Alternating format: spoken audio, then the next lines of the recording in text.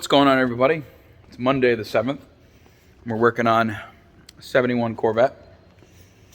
I'm just getting it prepared here for a what we call winter detail. Very straightforward, very simple. The paint is in, I would say, rough condition, but not overly terrible. This particular vehicle is getting what I call like a light correction. A lot of people will call it a one-step, but I don't really one-step paint because one-stepping is not really possible. A lot of times when people one-step paint, it looks like the paint's finished, but then after a couple washes, you start to see some hologramming. So what I like to do is give it a medium cut and a jeweling polish, and then it's good to go. We're going to be, we've already washed and deconned this, so I'm going to we removed the luggage rack, and we're going to be giving this thing a light correction and some ceramic sealant, detail the interior, so on and so forth. And the condition of the paint is water spotted and swirled. There's even some light sanding marks here and there. Again, not a full paint correction, but enough to really help the condition of the paint and the clarity, the shine, the gloss, everything. It's very dull.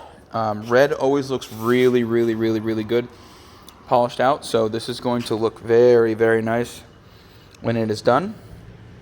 It will still have swirls and scratches, but as you can see, there's a good amount of scratching right there.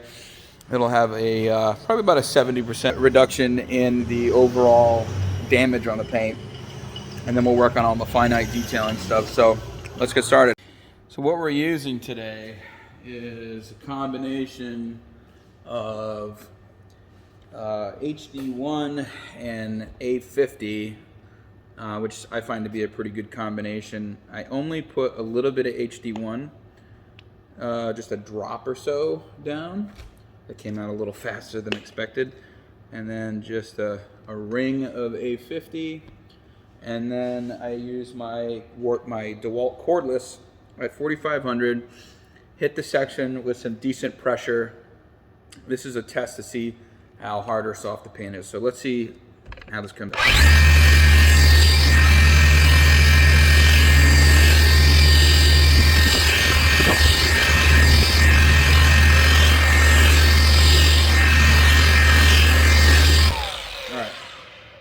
So as far as the speed goes, a lot of times I'll use like a medium speed with a lot of pressure to avoid, this is unknown paint. We don't really know the condition of this paint, how thick it is, how thin it is. I do know that it is not single stage. So this is where we polished, and we haven't touched that. Where we've polished, where we haven't touched. So that is going to work really well for what we're trying to do. We're seeing about an 80% reduction in damage. So that's great. So we got our luggage rack back on, and the paint is polished out, finished down. So it's nice and shiny, uniform, very clear looking. And like I said before, there's still going to be scratches in the paint, but the idea behind this is to reduce about 70 to 80% of the damage, finish the paint out properly, seal it up really good, and make it look nice and uniform, and it looks way better now. All right, so we only had a small portion of the day yesterday to work on the 71 Vette, working on the second flat higher surface. I always work from like the highest levels down, so I did the whole the tonneau cover and the rear deck underneath the luggage rack. Now I'm doing the hood, tops of the fenders, front bumper area on the Vette. So I wanted to show you where we're at and what we're using. So I'm working on this side of the hood now, and obviously you got some deep scratches there, but we're going to take a look at the condition of the hood there versus there, right? That's cut, that's not cut, big difference. And we're using some clear cut. I got a small bottle of clear cut here that I kind of had stowed away. And I always come back to this stuff. It's not bad. You know, you have to use it in a specific way. It's not like any other polishes. You have to work in smaller sections, and you have to really follow the directions. Light pressure in the beginning, increasing pressure over time. You got to do more than 3 or 4 passes. I usually do about 10 passes with clear cut, and it will take out a lot of damage. This paint is very tough, so it took out a lot of damage with very minimal effort.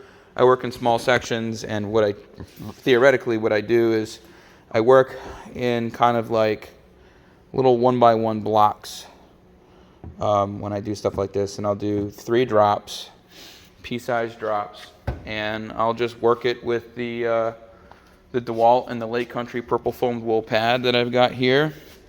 I'm sure if I was using twisted wool, I'd get more cut, but I'd also leave more damage behind. So, yeah, work smarter, not harder, kind of a thing. So let's see where we get in the next couple hours. So we've got the front of the car done, and now we're going to be working on the sides of the vehicle. And it's important to note that glaze and wax is still utilized in my business, and I'll tell you why. It's part of the package. So if it's a stored vehicle that is lightly driven, it's not driven in inclement weather, you don't necessarily need a ceramic coating or even a ceramic sealant, which still costs additional, but a good double coat of glaze, double coat of wax is a really, really fantastic option, especially if you're using high quality glaze and high quality wax. So wax and glaze is not a dead art with my business. I still use wax and glaze. As you can see, we've got the second layer of glaze on the front of the vehicle now. And then we'll be putting our first layer of wax. We'll let that sit for like an hour and then put a second layer of wax on it to finalize the car. And it is going to look very good compared to what it looked like before. So I am cutting with the rotary, cutting with the DA, and jeweling with the black pad on the DA. And that gives you the best results, the fastest, without it being technically paint correction. But we're still removing 70 to 80% of defects. Now, this process does not take me very long. Some people may think taking like an entire day to do this. Theoretically, it's about 4 hours of my time to, well, 4 to 6 hours of my time to wash, decon, cut, polish, jewel, glaze, and wax. Or sometimes I'll just put a ceramic sealant on it, depending on the age of the car, depending on the condition of the paint. Glaze wax is just as good as any basic ceramic detail spray that I would put on the paint. But on a vehicle like this, it will last the entire year because it is not used very much. So it's worth it to put something like that on the car. If it's more of a daily driver or a seasonal driver, then the ceramic sealant is a better choice. So something like this doesn't take me that long, and it's worth every penny for me to do it. I can do, depending on the condition of the car, 2 of these a day. So yeah, I mean, the video makes it seem like it's taking me forever, but it really isn't. So part of a supplement to this video, I want to show you guys what a few layers of glaze can do to the paint as far as making it look a little bit better. That was the first layer, and if we come over here, you can see there is a difference. It's a lot darker. It's even hidden some things. So let's do a second layer. This is after 2 layers. And you can see we've got some difference. It's not major, but some. You can see there's just maybe like a 10% reduction in swirling and hazing. Now we're going to do a third layer. So what we're looking at here is after 5 layers of glaze. Okay, 5 layers. And you're not seeing really much of anything but paint darkening and not really defects being hidden. So now I'm going to put a little bit of wax in that area and see if we can hide some defects with the wax. All right, so let's take this off. Okay.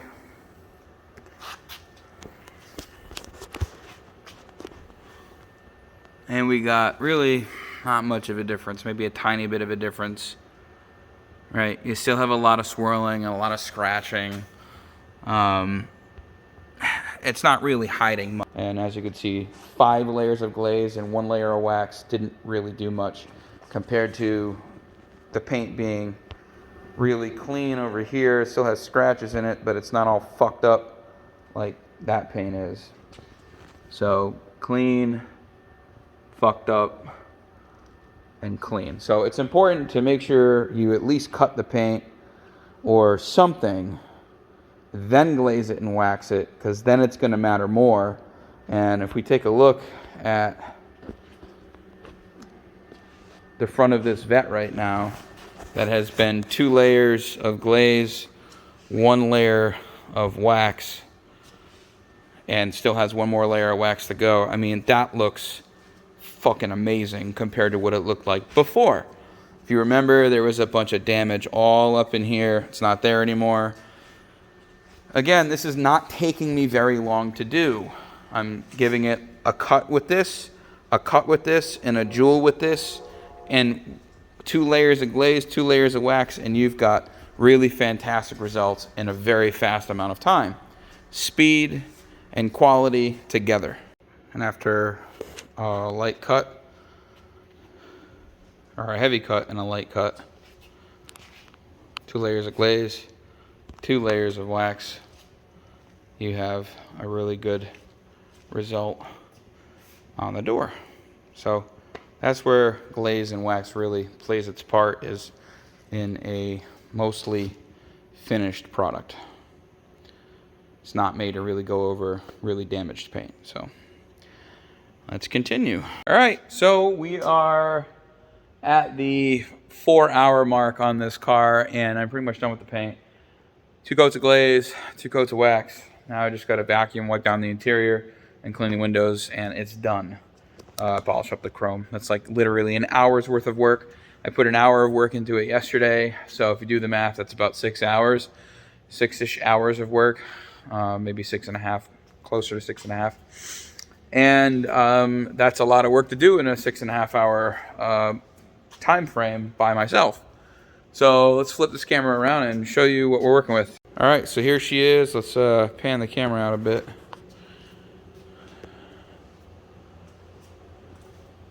Nice and glossy, beautifully red again. As you remember, we took the luggage rack off, got underneath the luggage rack, and gave this thing a really, really good 2-step to bring that shine and gloss and reflection back, get rid of all that oxidation and deep scratching. I'd say we removed probably about 80% of the defects in the car. Again, not paint correction. Paint correction would be a much more involved, in-depth process that would remove the remaining, 25% of removable defects in the paint. Just look how nice this car looks now compared to what it looked like before. We're going to spend another hour here getting the interior done, getting the glass done, getting the chrome polished up, and then this thing will be 100% ready to be stored, and then we'll deliver it in the spring, and when it comes out of storage, and it's going to look fantastic. So I appreciate you guys taking the time to watch the video. I'm going to be doing some more like tutorial videos, maybe showing you how I do things like this so quickly and get such a good result, especially on high solid clear coat. And going through some stuff that I do for my business. This is technically a YouTube channel for my business that I've decided to bring back to life and document stuff that I do to show my customers what it is exactly that I do that puts me in a different category than other detail places. And detailing a car is not a very complicated task, but it does take somebody with experience, skill, somebody who's made enough mistakes and corrected those mistakes to do the job correctly without leaving buffer trails, holograms, wax stuck in the cracks and crevices and dust everywhere. And, getting it done right is the most important thing to me. And I will take the extra time to make sure that everything is where it needs to be. So yeah, this thing came out really great, and until next time.